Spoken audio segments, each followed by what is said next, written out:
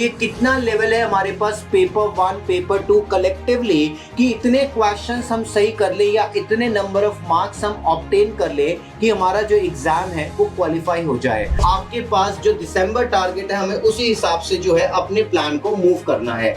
ये आपके पास एक ग्लिम्स है आपकी सिलेबस का, जिसमें टोटल 10 यूनिट्स आपको यहाँ पर दिख रहे हैं। आपके पास एक फुल प्लान होना चाहिए कि आप 15 दिन तक या 25 दिन तक ये यूनिट कर लेंगे। Hello everyone, so this is your strategy for the upcoming December 2024 exam।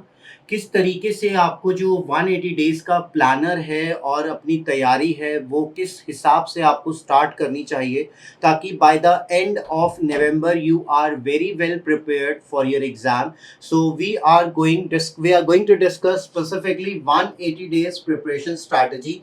क्या हमारे पास रोड मैप होना चाहिए, किस तरीके से हमें जो है बिगिनिंग करनी चाहिए अपने पार्ट की, and at the end we are very well prepared and we are having an that much kind of knowledge and that much kind of experience by the end of the November that we obviously can qualify the exam। तो सबसे पहले जो parents इस time पर अपनी preparation जो है वो यहाँ पर स्टार्ट करने वाले हैं। सबसे पहले आपको ये जानना है कि आपका जो पेपर का पैटर्न है वो 1 एंड 2 का क्या है। तो यूजीसी नेट का एग्जाम पेपर 1 पेपर 2 दो पेपर बेस्ड पैटर्न बेस्ड है। पेपर 1 जो हमारा जनरल पेपर है जिसके बारे में अभी हम थोड़ी सी डिस्कशन करेंगे, पेपर 2 जो कि आपका कॉमर्स का पार्ट है। और पेपर के बारे में नॉलेज लेने के बाद आपके पास क्या क्या सिलेबस है पेपर 1 और पेपर 2 के लिए जिसकी नॉलेज आपको होनी चाहिए। बिकॉज आप मास्टर्स में जो सब्जेक्ट है वो काफ़ी ज़्यादा पढ़ते हो, काफ़ी ज़्यादा डीप पढ़ते हो, बट वो सारा का सारा मास्टर का आपका curriculum UGC net NTA net का करिकुलम नहीं बनता। तो हमें एक सिलेबस के बारे में आइडिया होना चाहिए प्रिपरेशन स्टार्ट करने से पहले। After getting your syllabus knowledge आपको पेपर 1 का पता लग गया, देन इन द बिगनिंग ही आपको ये पता होना चाहिए कि हम कितने मार्क्स ऑब्टेन कर लें कि हमारा जो नेट है वो क्वालिफाई हो जाए या जो हमारा जीआरएफ टारगेट है वो अचीव हो जाए। तो कितने मार्क्स हमें यहाँ पर स्कोर करने हैं so that we are able to qualify the exam, ताकि जब हम कोई भी मॉक टेस्ट दें, कोई भी प्रीवियस ईयर क्वेश्चन पेपर्स को अटेम्प्ट करें, एटलीस्ट हमारे पास ये मिनिमम एक्यूरेसी का लेवल होना चाहिए। तो ये कितना लेवल है हमारे पास पेपर 1 पेपर 2 कलेक्टिवली कि इतने क्वेश्चंस हम सही कर ले या इतने नंबर ऑफ मार्क्स हम ऑब्टेन कर ले कि हमारा जो एग्जाम है वो क्वालिफाई हो जाए। तो हमें अभी तक पेपर के बारे में जानकारी मिल चुकी है जिसपे अभी हम फर्दर एनालिसिस करेंगे। सिलेबस को अभी हम देखेंगे, टारगेट स्कोर की बात करेंगे। अब आपके पास डिफरेंट लेवल पे आपकी अपनी कुछ स्ट्रेंथ या वीकनेस होंगी, कैसे हमें अपनी स्ट्रेंथ पे बने रहना है और वीकनेस को ओवरकम करना है ताकि हमारा जो एग्जाम है वो दिसंबर अटेम्प्ट में क्वालिफाई हो पाए। और नेक्स्ट हमारा फुल एंड फाइनल स्टेप आपकी स्ट्रैटेजी मॉक टेस्ट को लेकर और पीवाईक्यू को लेकर और आपकी री रिवीजन को लेकर क्या होनी चाहिए, that we are going to discuss. तो ये कुछ हमारे 5 स्टेप है जो हमें over the period of time आने वाले 180 डेज में हमें यहाँ पर ध्यान रखने हैं। और स्टेप नंबर 5 पे हमें मेन काम करना है। बहुत सारे बच्चे होंगे जिनको सिलेबस पता है बट स्टिल मैं थोड़ा सा आपका यहाँ पे फोकस यहाँ पर करना चाहूंगा। टारगेट स्कोर हमें पहले पता होना चाहिए ताकि हम कोई मॉक टेस्ट दे या पीवाईक्यू दे हमें एग्जैक्टली पता हो कि आपके पास जो स्कोर है वो हमें कितना अचीव करना है। तो ये आपका एक पेपर 1 और पेपर 2 का ओवरव्यू है। यहाँ पर हम ज्यादा टाइम नहीं लगाएंगे क्योंकि यहाँ पर ऑलरेडी काफी सारे बच्चों को नॉलेज है, बट जो फर्स्ट टाइम दे रहे हैं उनके लिए मैं बता दूं पेपर 1 हमारा जनरल पेपर है जो आपके पास टोटल 10 यूनिट्स को कवर करता है और आपके पास हर यूनिट में से 5 क्वेश्चंस जो हैं वो पूछे जाते हैं, that teaching aptitude, research aptitude, people environment, higher education, logical reasoning, mathematical reasoning, DI.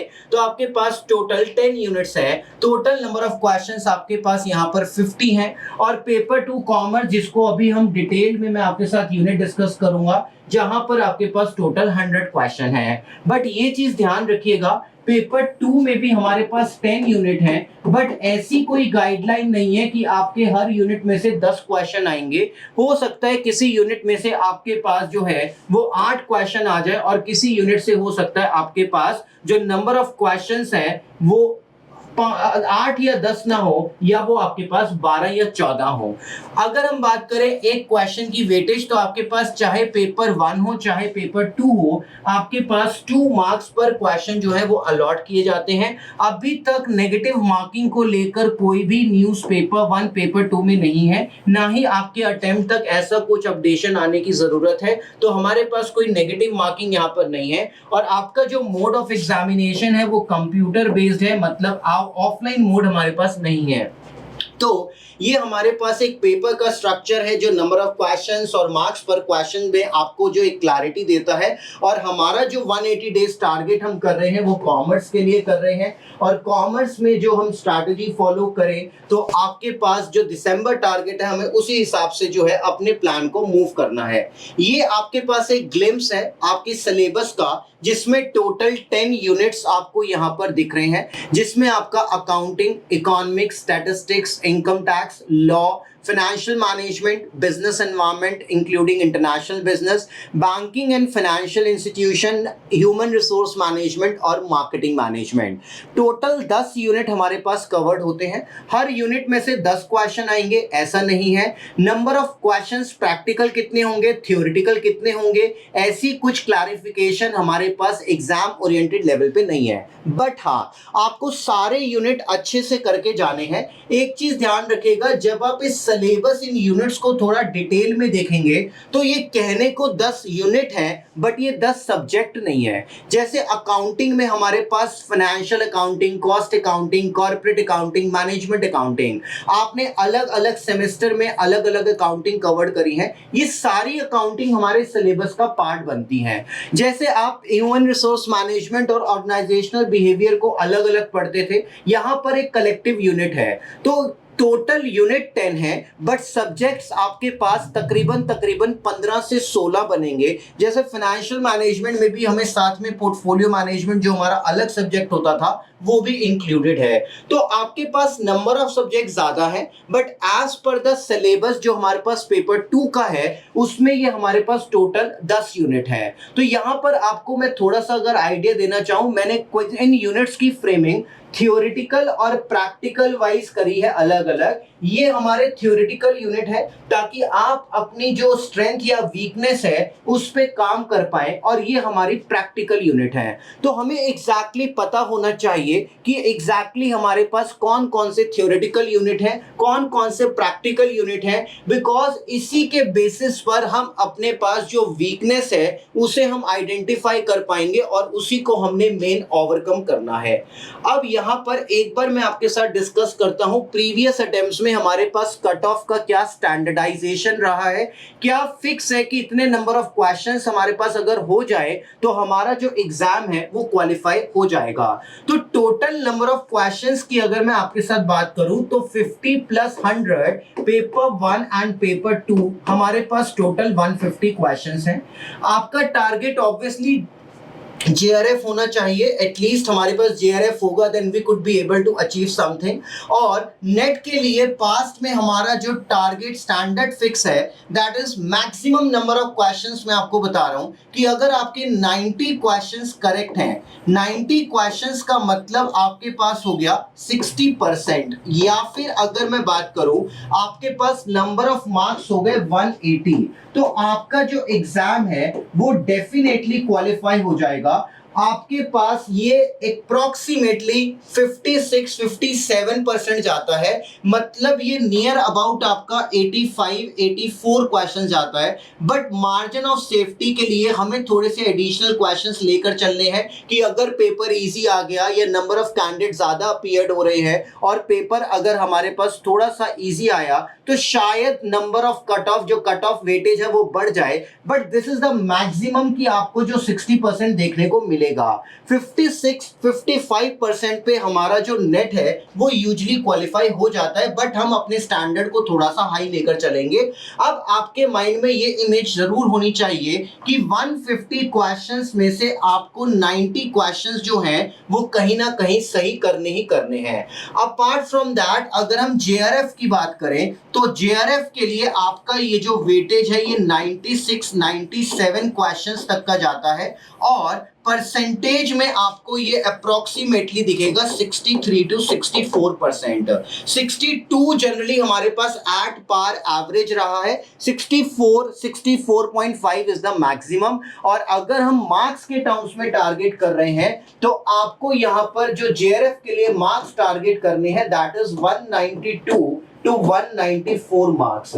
तो अब आप कोई भी जब अपनी प्रिपरेशन करेंगे, चाहे आप प्रिपेयर्ड कर रहे हैं मॉक टेस्ट, या आप प्रिपेयर्ड कर रहे हैं कोई अपना डेली यूनिट का प्रैक्टिस टेस्ट, या फिर कोई भी एग्जाम ओरिएंटेड मॉक बेस्ड, आपके पास एक पिक्चर क्लियर होनी चाहिए कि कम से कम आपका जो ये स्कोर है वो इतना आए, ताकि आप इस चीज को इंश्योर कर पाए we are at par as per the standard of the exam. तो इस चीज को हमें यहाँ पर इंश्योर करना है।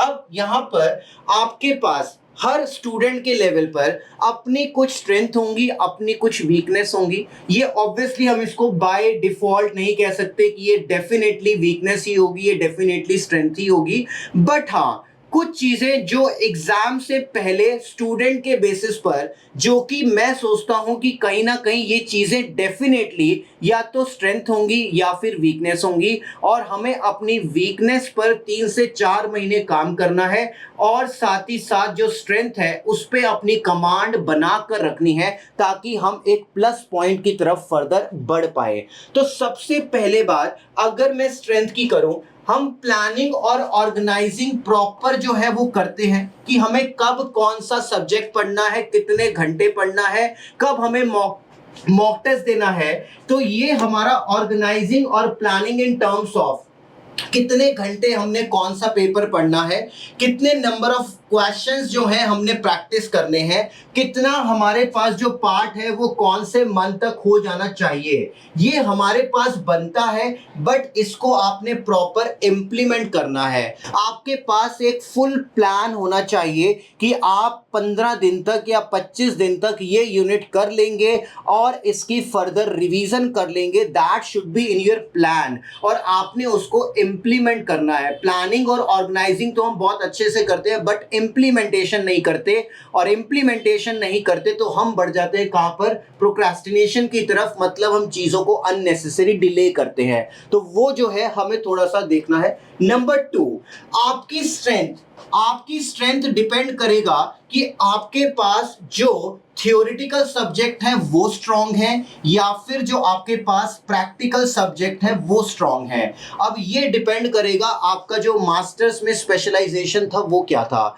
हो सकता है आपका स्पेशलाइजेशन मार्केटिंग एचआर रहा हो सकता है आपका स्पेशलाइजेशन फाइनेंस रहा हो सकता है आपका स्पेशलाइजेशन टैक्सेशन रहा हो। तो इस बेसिस पर एटलीस्ट हम ये डिटरमाइन कर सकते हैं कि इनमें से कौन कौन से यूनिट है जिसमें मैं a little bit more confident हूं, और कौन कौन से यूनिट है जिस पे मुझे काम करना है। या तो वो प्रैक्टिकल की रेंज में होंगे या फिर वो थियोरिटिकल की रेंज में होंगे। तो ये आपने जरूर आइडेंटिफाई करना है, और जो यहां पर आपका वीक पॉइंट होगा अपने लेवल पे, अपने हिसाब से आपको आइडेंटिफाई करके उस पे काम करना है आने वाले 4 to 5 मंथ्स 180 डेज में। Then time management abilities. हाँ जी, अभी तक आप इतने एग्जाम्स दे चुके हो अपनी ग्रेजुएशन के, मास्टर्स के, तो आपकी टाइम मैनेजमेंट एबिलिटीज ऑलरेडी है, that is your strength. But still आपको थोड़ा सा नेट ओरिएंटेड यहां पर काम करना है। वो आप जब नेट का प्रीवियस ईयर देखेंगे तब आपको थोड़ा और आइडिया होगा कि हम इसे और किस तरीके से फर्दर स्ट्रॉन्ग कर सकते हैं कि हमारा जो एग्जाम है वो बिल्कुल भी ना छूटे। एंड परसिस्टेंस एंड रिजाइलेंस, मतलब बने रहिएगा, एक कंसिस्टेंसी जरूर बना के रखिएगा, और जितने भी अनफेवरेबल पॉइंट हैं उनसे जितना जल्दी आप रिकवर्ड कर जाएंगे उतना जल्दी आप अपनी प्रिपरेशन पे फोकस कर पाएंगे। मींस फॉर एग्जांपल अगर अभी के लिए हम देखें एग्जाम जो है वो कैंसिल हो गया, तो हम यही सोचते रहे एग्जाम अच्छा हुआ था कैंसिल हो गया, अब क्या होगा, क्या हो सकता है कैंसिलेशन फर्दर कैंसिल हो जाए। So we should not keep on one point. हमें यहां पर इस चीज पर काम करना है कि हमारी कंसिस्टेंसी बनी रहे। अगर हमारा कहीं पर स्कोर अच्छा नहीं आ रहा है, हमने मॉक टेस्ट दिया है स्कोर अच्छा नहीं आया, then we have to work on that rather than कि हम उसी चीज पर स्ट्रिक्ट हो जाए कि मैं इसे क्वालिफाई कर भी पाऊंगा या नहीं कर पाऊंगा। तो ये आपके पास स्ट्रेंथ है, अगर आप अपने में बिल्ड करेंगे then definitely it is going to be a favorable for you। और अगर हम वीकनेस की बात करें, ये वीकनेस खाली शायद आप में नहीं हम में भी हो सकती है, जहां पर हम चीजों को डिले करते हैं। अब हम डिले क्यों करते हैं? हम डिले करते हैं कि हमें लगता है कोई चीज टफ है तो हम शायद उसको कवर नहीं करेंगे। अगर कोई क्वेश्चन आपका रॉन्ग हो जाएगा तो शायद आप उसे डिले करेंगे। अगर कोई चीज आपको डिफिकल्ट लग रही है आप शायद उसको डिले करेंगे। अगर कोई चीज आप फर्स्ट टाइम रीड कर रहे हैं और आपको लगता है ये मेरे से नहीं होगा, तो आप यही कहेंगे हाँ मैं कर लूंगा, और नवंबर दिसंबर आ जाएगा और शायद आप उस चीज को करेंगे ही नहीं। Start avoiding the delay, start avoiding the postponing the things. Procrastination को जितना जल्दी आप अवॉइड करेंगे उतना अच्छा होगा।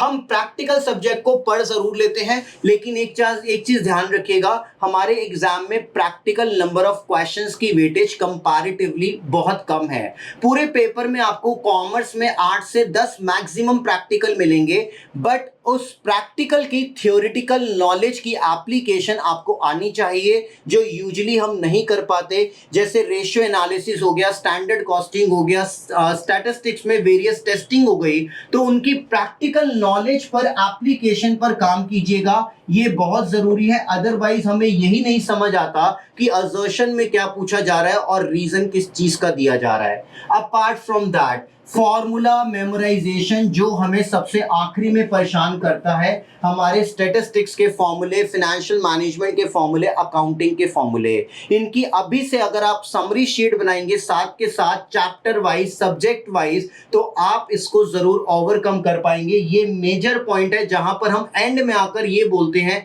कि इतने सारे फॉर्मूलेस को हम लर्न कैसे करें। This is your main point जहां पर आपको यहां पर काम करना है। और समरी नोट की अगर आपके पास एब्सेंस होगी तो आप डिटेल्ड नोट्स को रेफर करेंगे, जो कि आपके लिए टाइम कंज्यूमिंग होगा, और लास्ट में आप ये कहेंगे कि हमारे पास मॉक टेस्ट करने का टाइम नहीं है। तो समरी नोट्स का एब्सेंट होना एक बहुत बड़ा वीकनेस है। ये मैं आपको रियलिटी बेस्ड बता रहा हूं कि नवंबर तक आकर हम इस बारे में ये सोचे कि काश हमने पहले किया होता, तो बेटर है स्टार्ट डूइंग राइट नाउ। जो भी आप इसमें फर्दर इंप्रूव कर सकते हैं, मैक्सिमम जितना कर सकते हैं जरूर करें। देन आपको कुछ चीजों पर यहां पर काम करना है, सो दैट आपके पास अल्टीमेटली जो नवंबर दिसंबर तक जेआरएफ का गोल है आप उसे अचीव कर पाए। तो ये स्टेप बाय स्टेप है जहां पर आपको ये चीजें फॉलो करनी है।